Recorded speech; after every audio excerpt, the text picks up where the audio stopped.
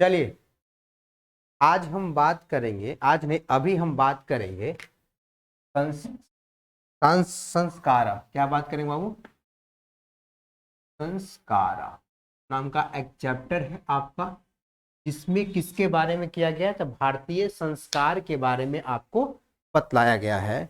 उस वो चैप्टर को हम क्या करेंगे, शुरू करेंगे। बोलता है ना बाबू, जो भारतीय जीवन में प्राचीन काल से ही संस्कार का बहुत महत्व है। यानी बोलता है बाबू, ध्यान से देखना, नजर एक ठोप इधर से उधर नहीं होना चाहिए। बात समझ में आया?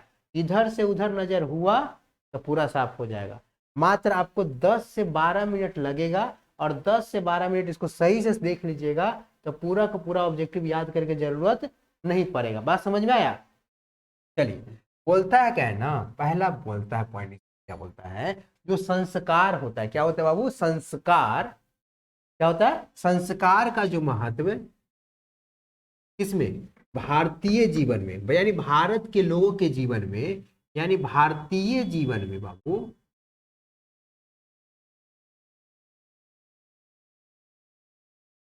जीवन में कब से? तब प्राचीन काल से। कब से बाबू?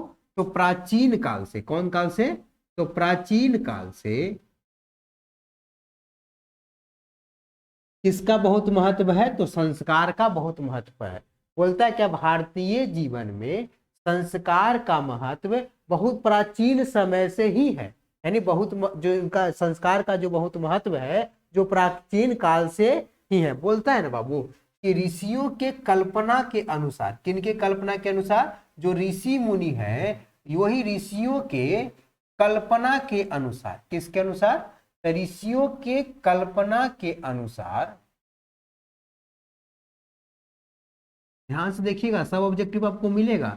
ऋषियों के कल्पना के अनुसार जो संस्कृति का जो ज्ञान, किसका? तो संस्कृति का जो ज्ञान होता है किससे? तो संस्कृति का ज्ञान संस्कार से होता है। संस्कृति का ज्ञान किससे होता है? संस्कार से होता है। ध्यान से देखिएगा, बोले क्या पहला पॉइंट में कि भारतीय जीवन में संस्कार का महत्व प्राचीन काल से ही चला आ रहा है। यानी आपके घर में अगर कोई आते हैं बाबू, तो सबसे पहले क्या करते हो? प्रणाम करते हो कि ये क्या करते हो, ये काहे ला गया हमरा ही, अब खा जाएगा, हमरा चाय बनाए पड़ेगा। बात समझ में आया? कभी ऐसे कहते हो? नहीं ना। क्या कहते हो कि अब हमको आए हैं, अतिथि आए हैं, अतिथि देव भव, प्रणाम करते हो? करते हो कि नहीं करते हो? फिर उसके बाद एक लोटा पानी जाके देते हो। सबसे पहले कब देते हो? पानी, कि प्यासे व्यासे होंगे कि नहीं होंगे। बात समझ में आया? तो पानी ला के देते हो एक लोटा, कोई बाल्टी में ला के देता है कि पैर उर धोइए, फिर पानी देता है पीने के लिए, फिर चाय बनाते हो कि चाय पीजिए, बिस्किट ला के रखते हो कि नहीं? इस किसका महत्व है? संस्कार का। अगर तू यही चल जाओ आउट ऑफ कंट्री, इंडिया से बाहर चल जाओ विदेश में, ऐसे संस्कार होगा? तो नहीं। आया था, हाँ आ गए थे, हाँ चलिए मिलिए, मिल लिए तो चाहिए, ये वाला कहानी। आया राम गया राम, समझ में बात आया? ये वाला कहानी। लेकिन भारत में लोग आते हैं, क्या क्या करते हैं कि पहले आते हैं तो पहले उनको कोई, अरे अपना परिवार आए या नहीं आए, किसी कोई भी जगह का जो राहगीर है, जो भटक जाता है अपना रास्ता, तो क्या करता है, रखते हैं वहां, उसको खिलाते हैं बढ़िया से, सेवा सत्कार करते। किसका देन है ये सब? किसका देन है? तो संस्कार का ही देन है। अगर संस्कार आपके पास सही नहीं रहेगा तो आप चोर डकैत बदमाश बनिएगा कि नहीं बनिएगा? बताइए। आपका संस्कार अच्छा है तो आपको कोई कितनों भी तंग करेगा, कितना भी आपको कोई तंग करेगा, तो आपके पास क्या है? संस्कार। मम्मी पापा यही देखे बाबू बोलता है तो बोलने दो, लड़ाई झगड़ा नहीं करना। ये किसका देन है? संस्कार का देन है। अगर संस्कार नहीं रहेगा तो बोल दिया हमको, कैसे बोल दिया, जे हो गया शुरू। समझ में बात आ गया कि किसका देन है? संस्कार का। कि आप को क्या है, सहन शक्ति बनाने का काम करता है। बात समझ में आया? अगर तुम ज्यादा बदमाशी करते रहते हो ना, मतलब कैसन संस्कार की लड़का है, लड़की है, कि देखो ना खाली बदमाशी करते रहते हैं, दिन भर चलती है। बात समझ में आया? चलते रहता है दिन भर, एने से एने कुछ करता है, गुलिये डंडा खाली खेलता है, पढ़ता उड़ता ही नहीं, इसको लगता है बढ़िया सा संस्कार देवे नहीं किए। कहते हैं कि नहीं कहता है लोग? बोलो। देखो, तो वही बोलता है कि भारतीय जीवन में प्राचीन काल से किसका महत्व है बाबू? संस्कार का है। और बोलते हैं जो संस्कार के द्वारा ही, किसके द्वारा? संस्कार का अगर ज्ञान होगा तभी आप किसका संस्कार के द्वारा ही किसका ज्ञान होगा, तो संस्कृति का ज्ञान होगा। कौन बोले थे, ऋषि लोग कल्पना किए हैं, उस कल्पना में बताए हैं या सोच समझ के बताए हैं कि जिसके पास ज्यादा बढ़िया से संस्कार होगा वह संस्कृति का ज्ञान करेगा। बात समझ में आया, कोई दिक्कत यहाँ पे। तो वही बोले ऋषियों के कल्पना के अनुसार संस्कृति का ज्ञान संस्कार से ही उत्पन्न होता है। किससे उत्पन्न होता है, तो संस्कार से उत्पन्न होता है। बात समझ में यहां तक आया। चलिए अब देखिए, बोलता है ना बाबू संस्कार से उत्पन्न होता है। अब बोलता है इसीलिए हम लोग जो पूजा पाठ करवाते हैं ना, अब वहां पे बदमाशी नहीं करो। बोल रहा है क्या, जो हम लोग क्या करते हैं, कोई पूजा पाठ करवाते हैं, क्या करवाते हैं बाबू, तो कोई पूजा पाठ करवाते हैं तो उसमें क्या होता है, वेद मंत्र का प्रयोग करते हैं ना। बोलते हैं ओम भूर्भुवः स्वः तस्य वितुर्वरेण्यं भर्गो देवस्य धीमहि धियो यो न प्रचोदयात्, बोलिए स्वाहा।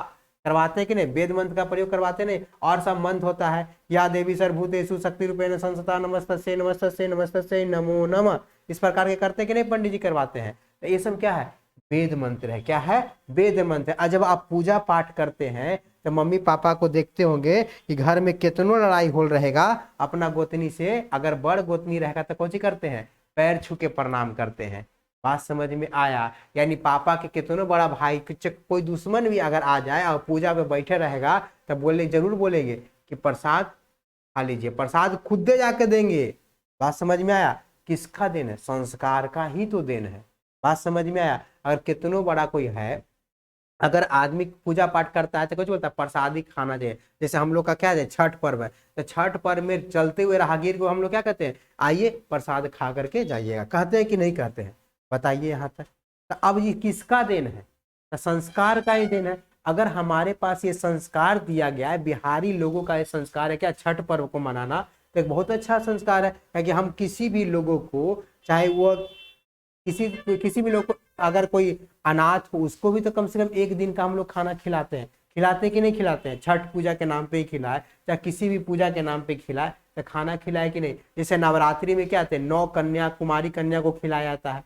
ये सब क्या है, संस्कार है कि हम लोग इसको हर साल मनाते रहते हैं। इससे क्या होता है कि अगर 9 कुमारी कन्या को खिलाए तो आप उसको किस रूप में देखें, माता के नजर में देखें। किस रूप में देखें, माता के नजर में। अब यहाँ पे आपका ये संस्कार हुआ तो आप क्या कीजिए, किसी भी लड़की को ज्यादा मतलब क्या टॉर्चर नहीं करिएगा। क्या देखिएगा, माता सीधे बोला कि जो हमारे देश में जो औरत होते हैं उसको माँ दुर्गा लक्ष्मी के समान में माना जाता है।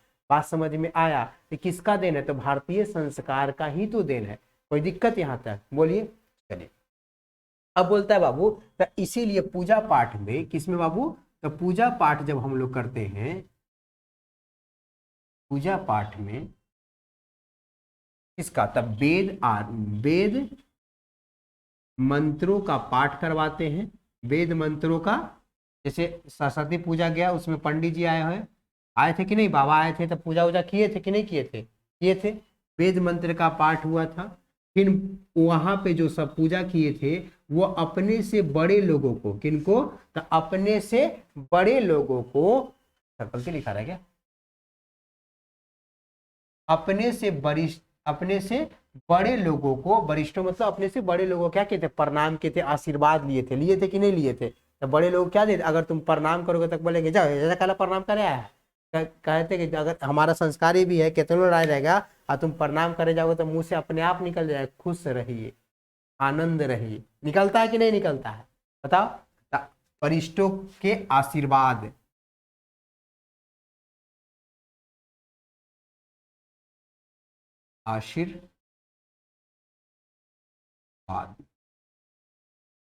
वरिष्ठों के आशीर्वाद, हवन, सॉरी गलती लिखा गया, आशीर्वाद, हवन, ये लोग हम लोग क्या करते हैं, पूजा में करवाते हैं कि नहीं करवाते हैं। ये सब हम लोग पूजा में करवाते हैं कि नहीं करवाते हैं। हवन करवाते हैं कि हम जो हमारे आसपास के जो भी नकारात्मक शक्तियां हैं उसको क्या, हवन से क्या होता है, खत्म किया जाता है। बात समझ में आ गया, कोई दिक्कत यहाँ तक, बोलता है बाबू ना। अब यहाँ से देखिएगा, संस्कार को हम लोग, इसको बाबू, तो भारतीय संस्कार को हम लोग 5 भाग में बांटते हैं। कितने भाग में बांटते हैं बाबू, 5 भाग में। कितने भाग में बांटते हैं, 5 भाग में। बात समझ में आया, कोई दिक्कत यहाँ तक।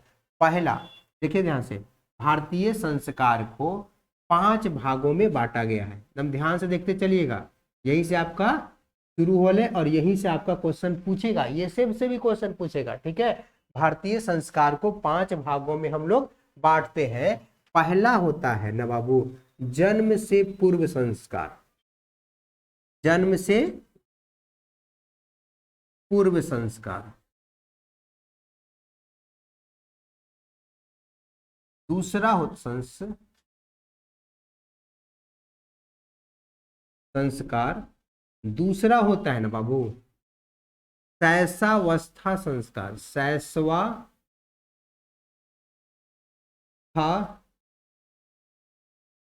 संस्कार।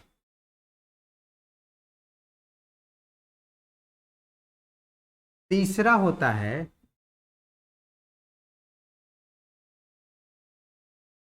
शिक्षा अवस्था संस्कार।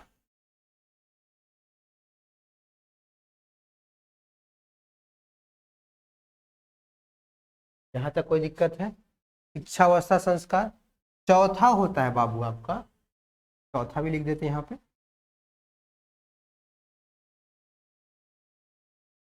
निराला कर रहे हैं, गृहस्थ संस्कार। कौन सा संस्कार? गृहस्थ संस्कार। और पांचवा होता है आपका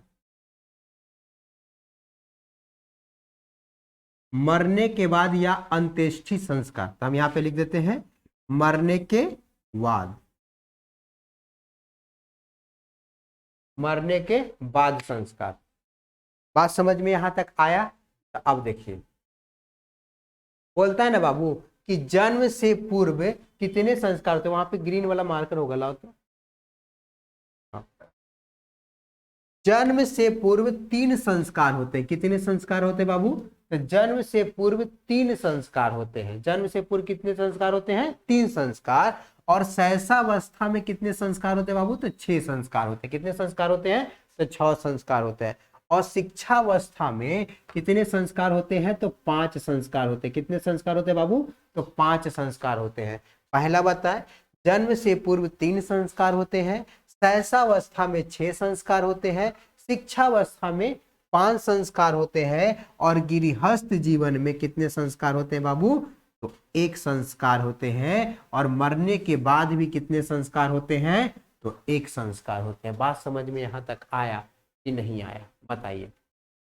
बोले क्या कि भारतीय जीवन काल में प्राचीन काल से ही संस्कार का बहुत महत्व है।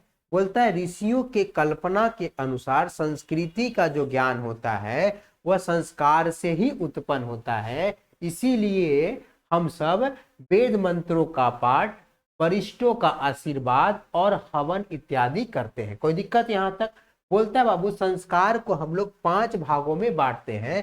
पहला होता है जन्म से पूर्व संस्कार, दूसरा होता है शैशवावस्था में संस्कार, और तीसरा होता है शैशवावस्था का संस्कार, चौथा होता है गृहस्थ संस्कार, और पांचवा होता है मरने के बाद संस्कार। तो आप जोड़िएगा ना बाबू, तो संस्कार की कुल संख्या कितनी है? ध्यान से देखिएगा, यानी कुल संस्कार कितने होते हैं, यानी टोटल संस्कार कितने होंगे, तो जोड़िए यहां से। तो 6 और 3 कितना हो गया बाबू? 9। कितना हो गया? 9। और 9 5 कितना हो गया? 14। 14 1 15, 15 1 16। तो कुल संस्कार कितनी होती हैं? 16। यानी पूछेगा संस्कार की संख्या कितनी होगी, तो संस्कारों की संख्या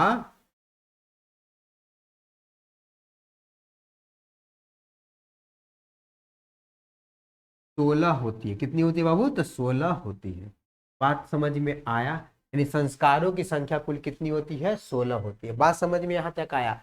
बताए जो कोई दिक्कत? मरने के पहले के संस्कार? 1 संस्कार।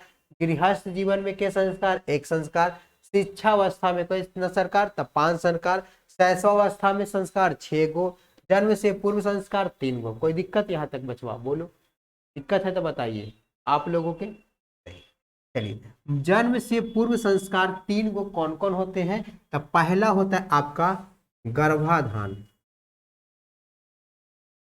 पहला होता है आपका गर्भाधान।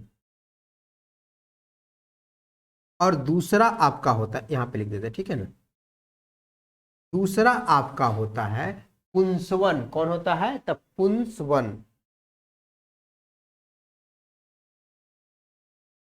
समझा रहे हैं? ठीक है। और तीसरा आपका कौन संस्कार होता है बचवा? तो तीसरा आपका संस्कार होता है सीमंतोन्नयन। कौन होता है? तो सीमंतोन्नयन। अब देखिए ध्यान से, बताया क्या? जन्म से पूर्व 3 संस्कार होता है। एक होता है गर्भाधान, दूसरा होता है पुंसवन और तीसरा होता है सीमांतोन्नयन। कौन होता है? सीमंतोन्नयन। बात समझ में यहाँ तक आया? बोलता है गर्भाधान जो संस्कार होता है, नामे से पता चल रहा है गर्भ धारण करना। क्या करना? गर्भ की रक्षा करना। क्या करना? तो गर्भधान मतलब क्या होता है? गर्भ की रक्षा करना। क्या करना? गर्भ की रक्षा करना। यानी जन्म से पूर्व कितने संस्कार हो गए बाबू? तो 3 संस्कार। पहला हुआ गर्भाधान, जिसका मतलब हो गया गर्भ की रक्षा करना। कोई दिक्कत यहां तक? अब यहाँ पे पुंसवन में होता है कि गर्भ में, किसमें बाबू? तो गर्भ में, पुंसवन का मतलब होता है कि गर्भ के संस्कार का रोपण, यानी गर्भ के जो संस्कार होते हैं उसका रोपण करना था। गर्भ के संस्कार का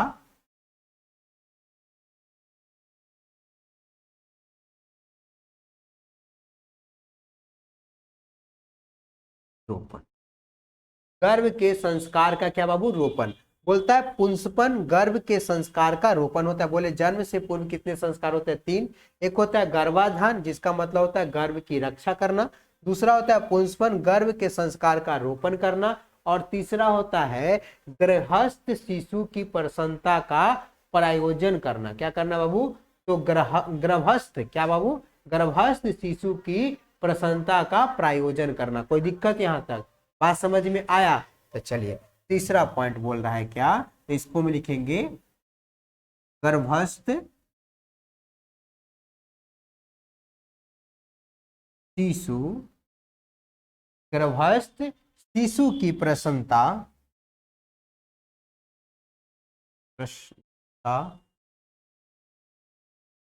का प्रायोजन करना।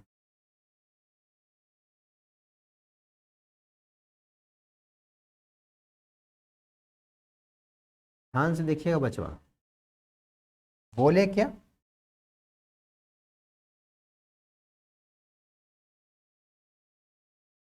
बोले कि जन्म से पूर्व 3 संस्कार होते हैं। एक होता है गर्भाधान, गर्भ की रक्षा करना।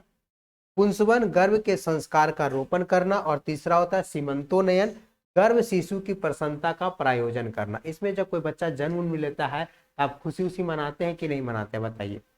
तो ये हो गया जन्म से पूर्व। अब ये वाला जो संस्कार होता है, अगर क्वेश्चन आपको थोड़ा सा घुमाएगा ना बाबू, तब बोलेगा ना कि जन्म के बाद, जन्म के बाद कितने संस्कार होते हैं? तो 6, 5, 11, 1, 12 संस्कार। जन्म के बाद कितने संस्कार होते हैं? 12, 13 संस्कार। कितने होते हैं? 13 संस्कार। और मरने के बाद के एगो। जब जन्म लेगा तभी ना मरेगा बाबू। कोई दिक्कत यहाँ तक? जन्म से पूर्व के हो गया 3 गो, जन्म के बाद कितना हो गया? 13 गो। कोई दिक्कत यहाँ तक? बात समझ में आ गया? तो सहसावस्था में कितने संस्कार होते हैं? तो 6 संस्कार होते हैं। सहसावस्था में कितने संस्कार होते हैं? 6 संस्कार। बात समझ में आया कि नहीं आया? बताइए। नहीं आया? सहसावस्था में कितने संस्कार होते हैं? तो 6 संस्कार। पहला होता है ना बाबू जात कर्म। हल्ला नहीं कीजिए। पहला होता है जात कर्म। कौन सा कर्म? जात कर्म। दूसरा होता है ना बाबू नाम कर्म। अब देखिए बाबू, जब बच्चा जन्म लेता है ना, उसी समय उसका जाति क्या हो जाता है? पता चल जाता है कि आप किस। तो यहाँ पे जात कर्म कहने का मतलब तुम बोलेगा कि तुम ऊंच जात नीच जात नहीं। जात कर्म कहने का मतलब यहाँ पे है कि तुम स्त्री हो या पुरुष हो। जैसे ही बच्चा जन्म लेगा तो उसकी जाति पता चलती है। क्या पता चलती है बाबू? तो जाति पता चलती है। कोई दिक्कत यहाँ तक? बात समझ में आया कि नहीं आया?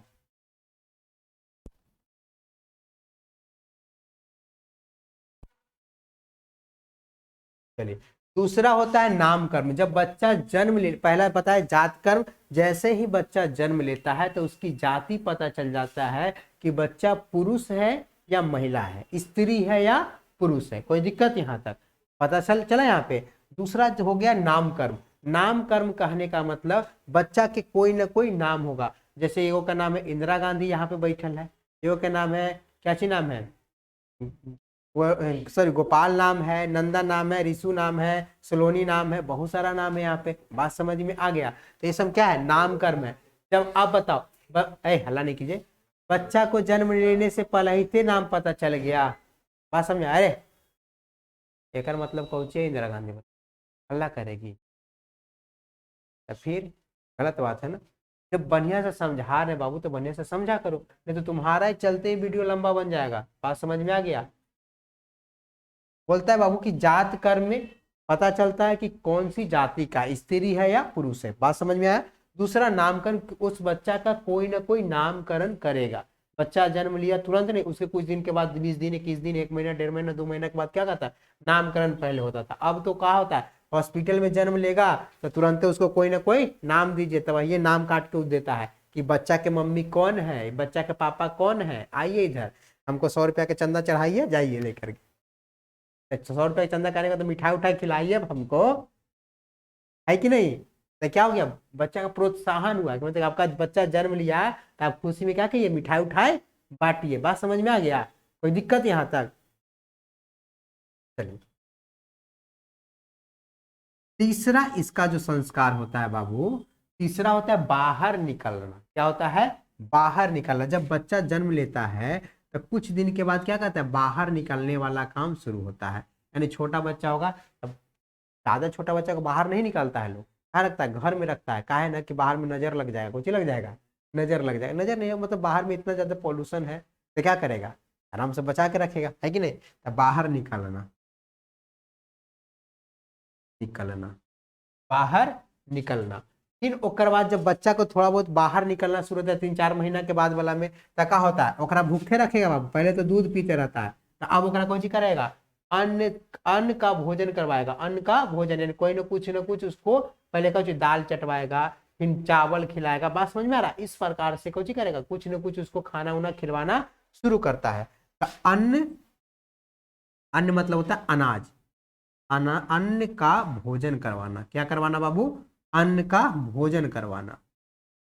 पचमा इसका जो संस्कार होता है बाबू, तो पचमा संस्कार इसका होता है चूड़ा कर्म। क्या होता है, चूड़ा कर्म। एक में चूड़ा खिलाएगा नहीं, चूड़ा कर्म जो पहले होता है ना, अगर पहले जो होता है लड़का छोटा बच्चा को क्या कहता है, हाथ में चूड़ी उड़ी पहनाया जाता है, चांदी के चूड़ी उड़ी पहनाया जाता है, वही होता है चूड़ा कर्म।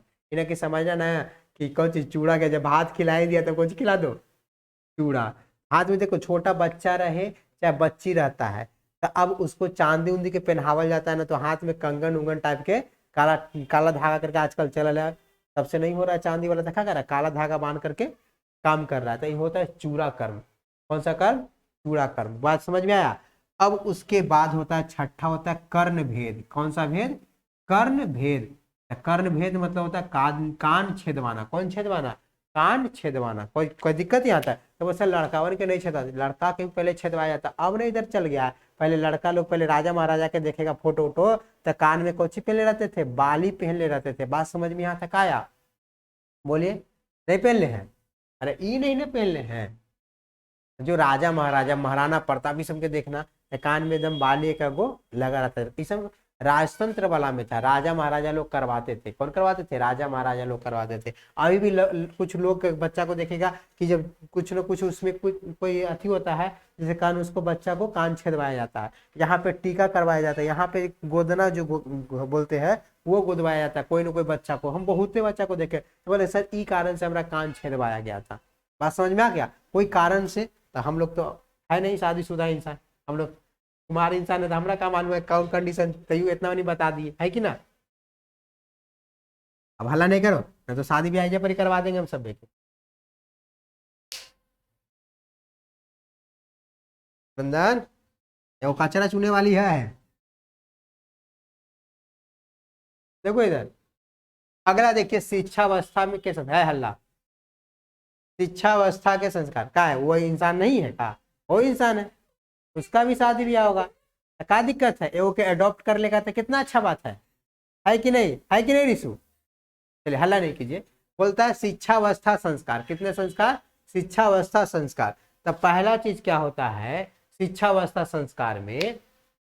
किस अक्षरारंभ, सबसे पहले अगर जाओगे कहीं स्कूल में पढ़ने के लिए तो आपको सीधे किताब पढ़ाना शुरू कर देंगे? बोलो, एनसी क्लास में आप पढ़ोगे बाबू तो सबसे पहले सर जी ऐसे लिखते थे कि बाबू रे कौची लिखल हवा, क लिखल है, इसको कौची करो, तो मोटा करो।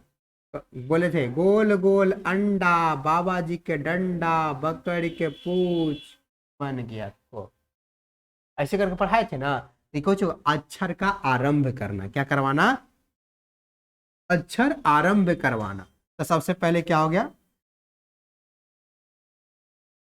अक्षरारंभ। क्या होगा? अक्षरारंभ, यानी अक्षर का आरंभ करवाना। एक में अक्षर प्लस आरंभ लिखल है, ठीक है ना, तो इसीलिए अक्षरारंभ बन गया। कोई दिक्कत यहाँ पे? बात समझ में आया? दूसरा होता है उपनयन। क्या होता है? उपनयन। समझाते हैं बचवा। दूसरा होता है उपनयन और तीसरा होता है आपका, पहला बताया अक्षरारंभ, दूसरा होता है उपनयन और तीसरा होता है वेदारंभ। क्या होता है? वेदारंभ।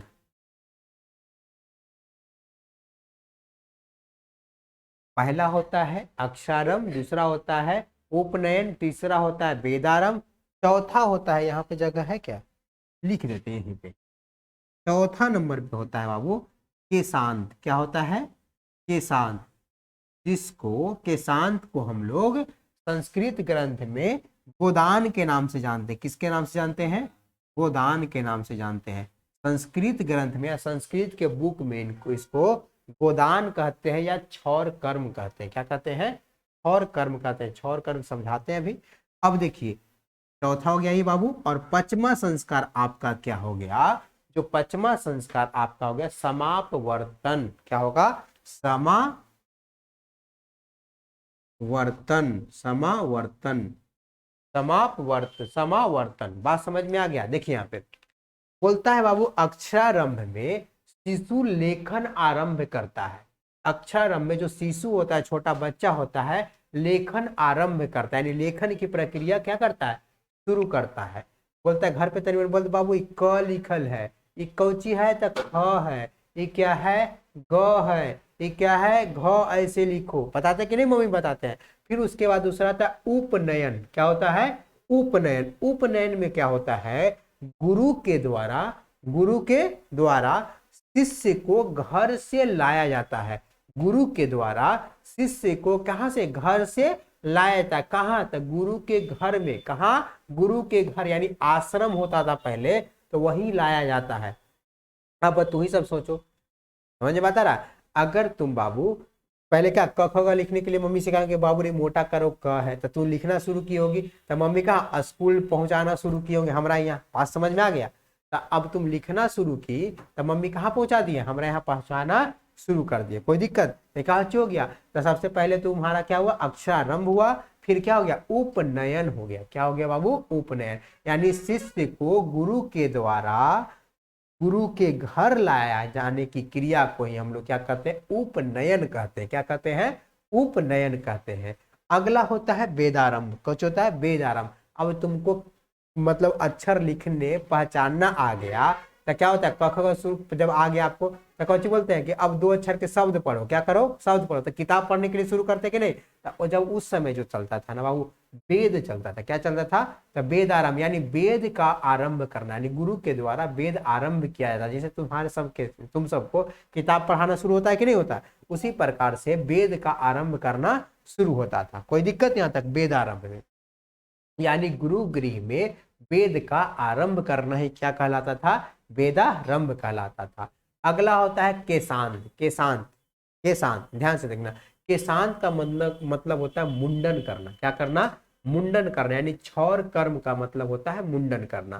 तो केशांत या गोदान या क्षौर कर्म मिलेगा तो तीनों का मतलब क्या हो गया? केशांत हो गया। तो केशांत में क्षौर कर्म या मुंडन करना, गोदान मुख्य कार्य थे। क्या थे? मुख्य कार्य हुआ करते थे। बोलता है संस्कृत ग्रंथों में केशांत को हम लोग किस नाम जानते हैं? तो गोदान कर्म के नाम से हम लोग जानते हैं। कोई दिक्कत यहाँ पे? हम यहाँ पे लिख दे, जगह तो है नहीं, यहाँ पे याद रखिए क्षौर कर्म। कौन सा कर्म? क्षौर कर्म।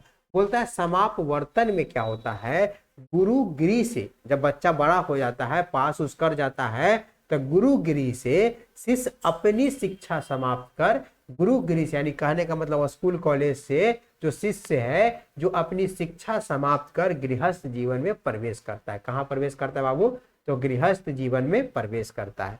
यहाँ तक आप एक बार नोट कीजिए, फिर हम आपको बताते हैं गृहस्थ संस्कार और मरने के बाद संस्कार। ये दो संस्कार बचा हुआ है, एक बार आप इसको एक बार नोट कीजिए जल्दी से, एक बार फिर से समझा देते हैं। बोलता है भारतीय जीवन में प्राचीन काल से संस्कार का बहुत महत्व है। बोलता है ऋषियों की कल्पना के अनुसार संस्कृति का ज्ञान संस्कार से उत्पन्न होता है। बोलता है पूजा पाठ में या हम लोग इसीलिए जब संस्कार से उत्पन्न होता है इसीलिए वेद मंत्रों का पाठ करते हैं, वरिष्ठों का आशीर्वाद लेते हैं और हवन करते हैं। बोलता है संस्कार को 5 भागों में बांटा गया है। एक पहला होता है जन्म से पूर्व संस्कार जो 3 होते हैं, दूसरा होता है सहसावस्था का संस्कार जो 6 होते हैं, तीसरा होता है शिक्षा अवस्था का संस्कार जो कितने होते हैं, 5 होते हैं। बोलता है बाबू जन्म से पूर्व संस्कार 3 कौन कौन होते हैं, तो गर्भाधान होता है, पुंसवन होता है, सीमंतोन्नयन होता है। गर्भाधान मतलब होता है गर्भ की रक्षा करना, पुंसवन मतलब होता है गर्भ के संस्कार का रोपण करना, सीमंतोन्नयन मतलब गर्भस्थ शिशु की प्रसन्नता का प्रायोजन करना। कोई दिक्कत यहाँ तक। अगला शैशवा अवस्था में 6 संस्कार कौन कौन होते हैं, तो पहला होता है जात कर्म, दूसरा होता है नाम कर्म, तीसरा होता है बाहर निकालना, अन्न का भोजन करवाना, चूरा कर्म करना, कर्ण भेद करना। कोई दिक्कत यहाँ तक।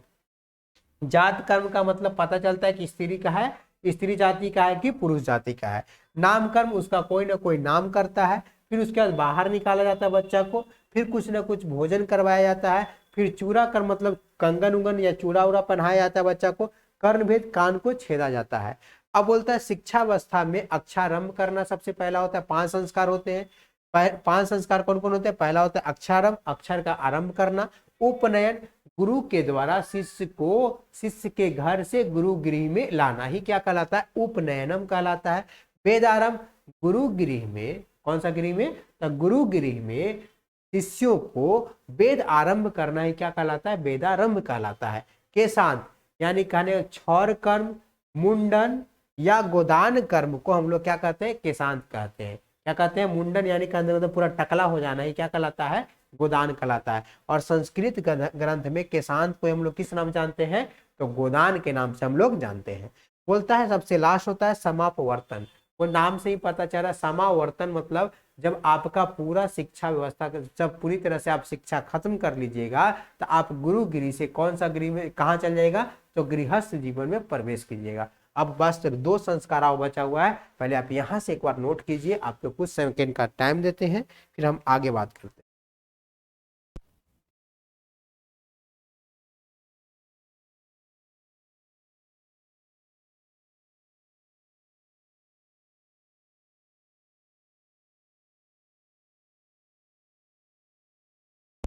चलिए उससे पहले हम बता देते हैं, गृहस्थ संस्कार से पहले बताते हैं मरने के बाद संस्कार। ये लोग सब जानता है। मरने के बाद संस्कार कितने होते हैं, एक होते हैं गृहस्थ वाला, रखते हैं अभी, ऊपर से मिटाएंगे उसके बाद बता देंगे, ठीक है। तब तक नोट कीजिए, गृहस्थ संस्कार को बताने से पहले क्या बताते हैं, मरने के बाद संस्कार। मरने के बाद संस्कार होता है दाह संस्कार वाला। कौन वाला, दाह संस्कार, जिसको बोलते हैं अंत्येष्टि। क्या बोलते हैं, अंत्येष्टि। क्या बोलते हैं बाबू, अंत्येष्टि संस्कार। कौन सा संस्कार, अंत्येष्टि संस्कार, या इसी को बोलते हैं दाह संस्कार। कौन संस्कार बाबू, दाह संस्कार। देखिए मरने के बाद कौन संस्कार होता है, अंत्येष्टि संस्कार का अनुष्ठान होता है। किसका होता है, अंत्येष्टि संस्कार का अनुष्ठान होता है, यानी कानून दाह संस्कार होता है। कोई दिक्कत यहाँ तक, बात समझ में आया। एक संस्कार आपका बचा हुआ है गृहस्थ संस्कार, उसको अभी हम बताते हैं। चलिए जल्दी से इसको नोट कीजिए, ऐसे समझाने के लिए समझा देते हैं।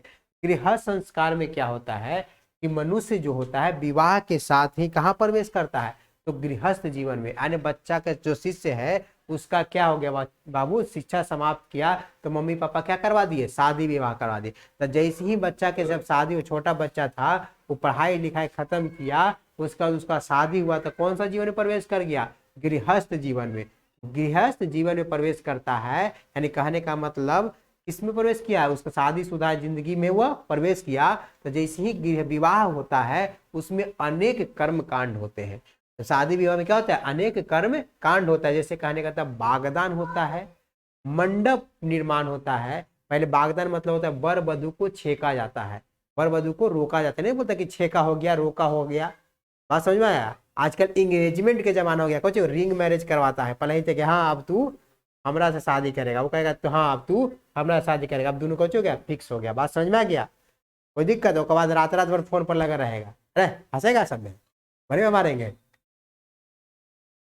विवाह के साथ ही गृहस्थ जीवन में क्या करता है, प्रवेश करता है, और इसमें कर्म कांड होता है तो बहुत सारा। कौन कौन होता है, पहला होता है बागदान, बोलता है वर वधु को क्या होता है, रोका जाता है यानी छेका जाता है, ठीक है। वर वधु को पहले पूरी तरह से देखा, उसके बाद क्या होता है, जब पूरा शादी ब्याह का डेट फिक्स हो गया तो क्या होता है, मंडप का निर्माण होता है, जिसको हम लोग ठेठ भाषा बोलते हैं मड़वा, क्या बोलते हैं, मड़वा बोलते हैं ना, तो मंडप का निर्माण होता है। फिर क्या होता है, बहू के घर पर, बहू के घर पर वर पक्ष के का स्वागत होता है, यानी लड़की के घर पर किसका, लड़का का क्या होता है, स्वागत होता है। देखो जी बाराती लेकर के आता है, गाना गाता है, आए हम बाराती बारात लेके, बैंड आवाज कैसे था, हाँ कैसे कैसे कैसे, आए हम बाराती बारात लेके, पत्तल लेके आए हैं, अरे तेरे बात समझ में आया। तो गाना गाता है कि नहीं। तो बहू के घर पर वर पक्ष का क्या होता है, स्वागत होता है। बात समझ में आ गया। फिर उसके बाद क्या होता है, वर वधु का निरीक्षण होता है, कहने का मतलब चुआमन जो टाइप का ना होता है हम लोग जो कहते हैं, वही हो गया निरीक्षण होता है। क्या होता है, निरीक्षण होता है, बढ़िया से नहीं बताया, पूरा गाली पूरा चलते रहता है कि हाँ इन्हें से नहीं मिला था आपको, हमारा ही आया, ऐसे कर करके नहीं करते रहता है। तो क्या हो गया, निरीक्षण होता है। क्या होता है, निरीक्षण। उसके बाद कन्यादान होता है। क्या होता है बाबू, कन्यादान।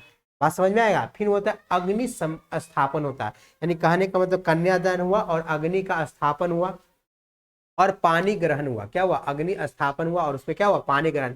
फिर लाजा होम होता है, लावा छिटाया जाता है, लड़के के भाई को बुला कर कुछ बोलता है, लावा छिटवाया जाता है, ऐसे कर करके, ऐसे करके, हमारा शादी ना हुआ है टेंशन नहीं लेना, ऐसे करके कुछ कहता है, लावा छिटवाया। हम रात भर जग जग के जब जाते हैं शादी ब्याह, हम तो देखते रहते हैं, तो हम ये सब जानते रहते हैं। क्या होता है, लावा छिटवाया जाता है, लाजा होम उसको बोलते हैं। क्या धान के जो लावा होता है उसका क्या कहता है, हवन करवाया जाता है। क्या क्या होता है, हवन करवाया जाता है। पहला क्या बोले, सबसे पहले वागदान होगा, दूसरा होगा मंडप निर्माण होगा, फिर तीसरा होगा वर बहू के घर पर वर पक्ष का स्वागत होता है, चौथा क्या होगा, वर वधु का निरीक्षण होता है। आजकल जयमाला के सिस्टम हो गया, किसका सिस्टम हो गया, जयमाला का सिस्टम हो गया कि नहीं। फिर उसके बाद कन्यादान होता है। फिर क्या होता है, अग्नि स्थापन होता है, आग जलाया जाता है बीच में। बात समझ में आया। फिर पानी ग्रहण होता है। फिर लाजा होम यानी धान के लावा छिटवाया हवन करवाया जाता है। फिर सप्तपदी यानी 7 वचन निभाया जाता है कि कमाइएगा तो हमको दीजिएगा, पहला। दूसरा होगा जहां जाइएगा तीर्थ करने के लिए वहां आप अकेले कोई काम कीजिएगा, उसका जो पुण्य होगा आधा हमरों में बटेगा। बस इस टाइप के 7 को वचन निभाया जाता है। आप हमरा छोड़ के किसी भी लड़की को नहीं देखिएगा। बस इस टाइप के कुछ होता है, 7 को वचन निभाया जाता है और 7 वचन निभाता है। फिर हो गया सप्तपदी। बात समझ में आ गया। फिर अगला हो गया सिंदूरदान। क्या हो जाता है, सिंदूरदान। कोई दिक्कत यहाँ तक, ये था बाबू आपका गृहस्थ संस्कार। कौन संस्कार, गृहस्थ संस्कार। और सिंदूरदान होता है और लड़का वाला लड़की के विदा करवाता है, लेके कहाँ चलाता है, घर है, यहाँ कौन करता है, रिसेप्शन करता है। क्या करता है, रिसेप्शन करता है। बात समझ में आ गया आजकल के मॉडर्न यूज में। अब मरने के बाद वाला बता दिए, यही था आपका संस्कारा चैप्टर। अब हम लगाते हैं यहाँ पे ऑब्जेक्टिव। ये वाला लिखवाने की जरूरत नहीं, हम बता दिए हैं। बताया क्या चीज, गृहस्थ संस्कार में जैसे ही आदमी का विवाह होता है, शिष्य का विवाह होता है, तो गृहस्थ जीवन में प्रवेश करता है और विवाह में अनेकों कर्म कांड होते हैं। जैसे पहला होता है वागदान, दूसरा होता है मंडप निर्माण, तीसरा बहू के घर पर वर पक्ष का स्वागत होता है, फिर होता है वर वधु का निरीक्षण होता है, कन्यादान होता है, अग्नि स्थापन होता है, पानी ग्रहण होता है, लाजा होम होता है, सप्तपदी होता है, सिंदूरदान होता है। बात समझ में आ गया।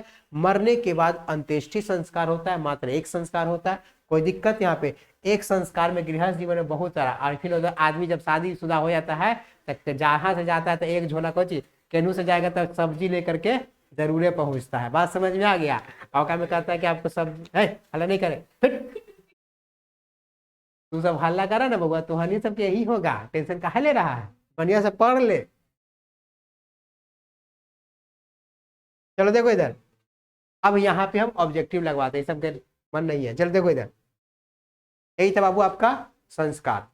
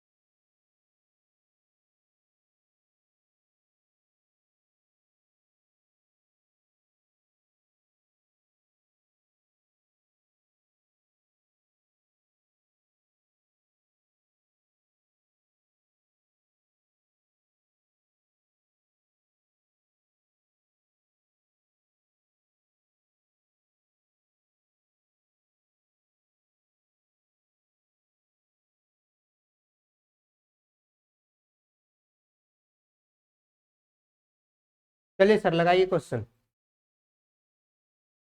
स्क्रीन थोड़ा सा बड़ा कीजिएगा। वहां से नहीं, वहां से नहीं, वहां से नहीं।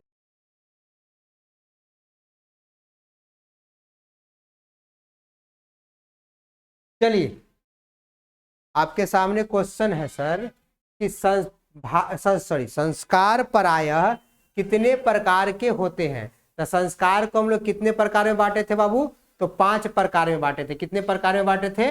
5 प्रकार में। बोलता है केशांत संस्कार किसके अंतर्गत आता है? तो शिक्षा काल। कौन सा काल बाबू? तो शिक्षा काल के अंतर्गत कौन सा संस्कार आता है? तो केशांत संस्कार आता है। बात समझ में आया? पहला संस्कार, पहले बोले क्या, संस्कार को प्रायः कितने प्रकार में, सॉरी, संस्कार के प्रायः कितने प्रकार होते हैं? तो आपका कौन सा ऑप्शन है? आपका यहाँ पे 5। कौन है? 5। कोई दिक्कत यहाँ तक? अगला क्वेश्चन, केशांत संस्कार किसके अंतर्गत आते हैं? तो केशांत संस्कार शिक्षा काल के अंतर्गत आते हैं, यानी शिक्षा व्यवस्था वाला में कौन सा संस्कार आता है? तो केशांत संस्कार आता है। अगला क्वेश्चन लगाइए सर। बोलता है चूड़ा कर्म संस्कार किसके अंतर्गत आता है? तो चूड़ा कर्म शैशवावस्था। कौन सा अवस्था? तो शैशवावस्था में आता है। कौन सा अवस्था में आता है बाबू? तो शैशवावस्था में आता है। बोलता है शिक्षा संस्कार कितने होते हैं? तो शिक्षा संस्कार कितने होते हैं? 5 होते हैं। कितने होते हैं बाबू? तो 5 होते हैं। अगला क्वेश्चन लगाइए।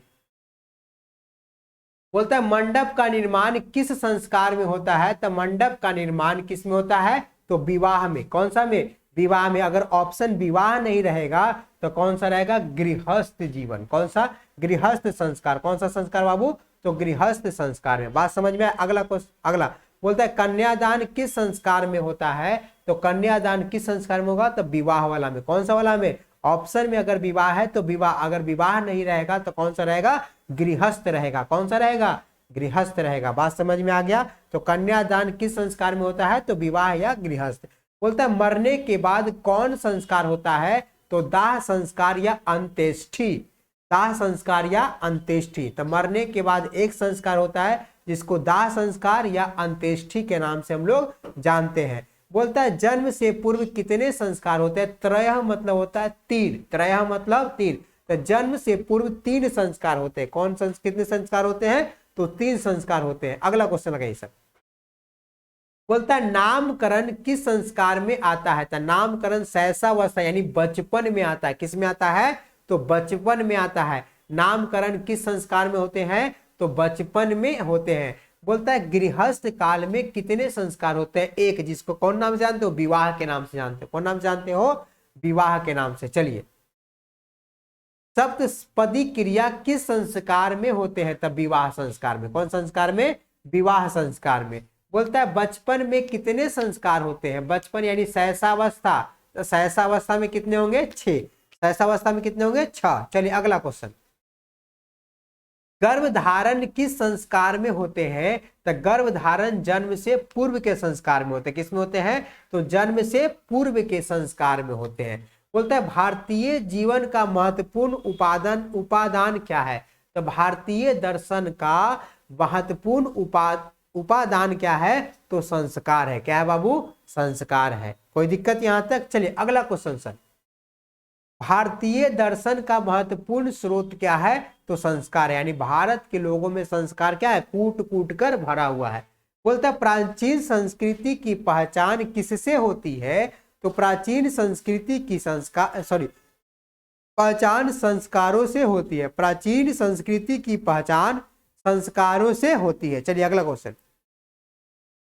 सीमंतोन्नयन किस प्रकार का संस्कार है, तो सीमंतोन्नयन जन्म से पूर्व संस्कार है। कैसा संस्कार है बाबू, तो जन्म से पूर्व संस्कार है। सीमंतोन्नयन जन्म से पूर्व संस्कार है।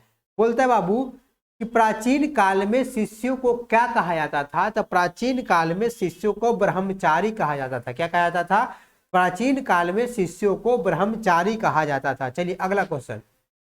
गुरु शिष्य को कहाँ ले जाते हैं, तो गुरु शिष्य को अपने घर ले जाते हैं। कहाँ ले जाते हैं, अपने घर। अगर घर की जगह पे आश्रम भी रह सकता था यहाँ पे। गुरु शिष्य को कहाँ ले जाते हैं, तो घर ले जाते हैं, आश्रम ले जाते हैं, अपने घर ले जाते हैं। बोलता है शिक्षा नियमों का पालन कौन करता है, तो शिक्षा नियमों का पालन शिष्य करता है। कौन करता है बाबू, तो शिष्य करता है। शिक्षा के नियमों का पालन कौन करता है, तो शिष्य करता है। अगला क्वेश्चन सर।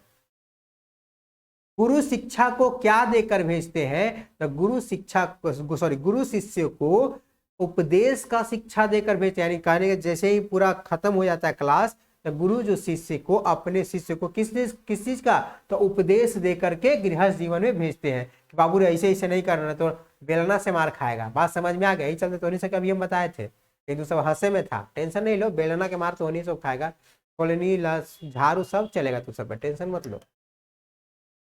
हाँ तू सब मारवा, टेंशन हम जानते हैं कि तू सब मारवा हूँ।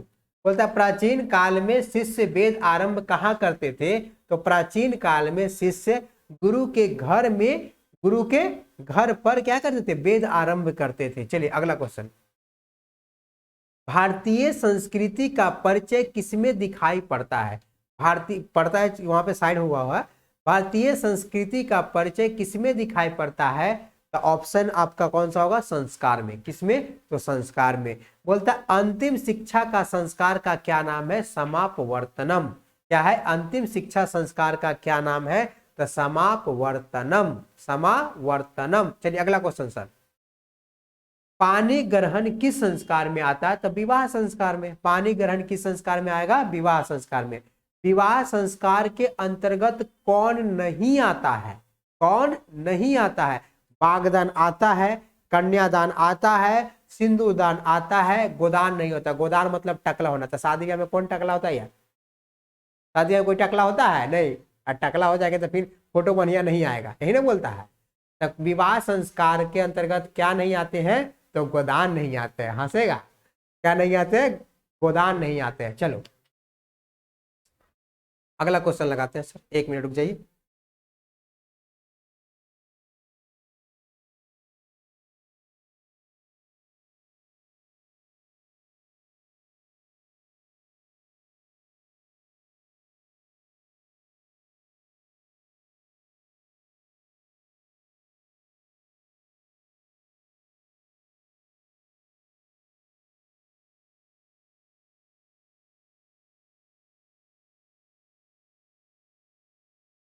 चलिए, बोलता है कब गुरु शिष्य को उपदेश देकर घर भेजते हैं। तो कब गुरु शिष्य को उपदेश देकर भेजते हैं, तो शिक्षा के अवसान के बाद। शिक्षा के अवसान के बाद यानी कहने का मतलब शिक्षा के समापवर्तनम के बाद।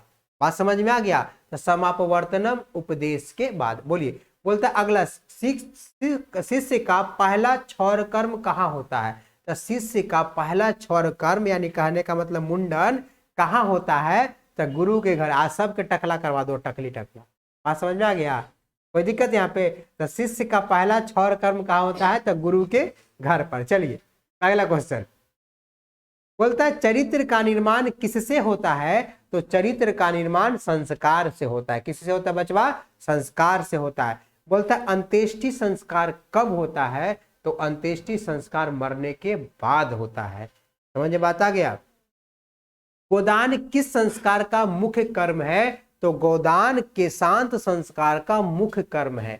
बोलता है साहित्य ग्रंथों में केशांत का नामांतरण क्या है, तो साहित्य ग्रंथों में केशांत का नाम गोदान है। क्या है, गोदान है। चलिए अगला क्वेश्चन, बोलता है बागदान किस संस्कार में होता है, तो बागदान विवाह संस्कार में होता है। किस संस्कार में होता है बच्चा, तो विवाह संस्कार में होता है। बोलता है पुंसवन संस्कार कब होता है, तो पुंसवन संस्कार जन्म से पहले होता है। कहाँ होता है बाबू, कब होता है, जन्म से पहले होता है। अगला क्वेश्चन, भारतीय संस्कृति में कितने संस्कार होते हैं, तो भारतीय संस्कृति में 16 संस्कार होते हैं। चलिए दोस्तों, ये था मेरा 35 क्वेश्चन को हम प्रैक्टिस करवाए। और आपके पास जो भी बुक है, जो भी प्रैक्टिस सेट है, आप उससे प्रैक्टिस कीजिए। यहाँ के बाद आपको उम्मीद करते हैं कि एक भी क्वेश्चन याद करने की जरूरत नहीं होगा। इस प्रकार से हम पढ़ाए हैं। 1 से 2 बार खाली आप वीडियो देखिए, आपको परीक्षा के बाद तक याद रहेगा। यानी कहने का तो मरते दम तक। कोई पूछेगा संस्कार कितने प्रकार के होते हैं, मर लो रहेगा 16 प्रकार के होता है, और बाद मर जाना फिर से। बात समझ में आ गया, कोई दिक्कत। चलिए बाय बाय।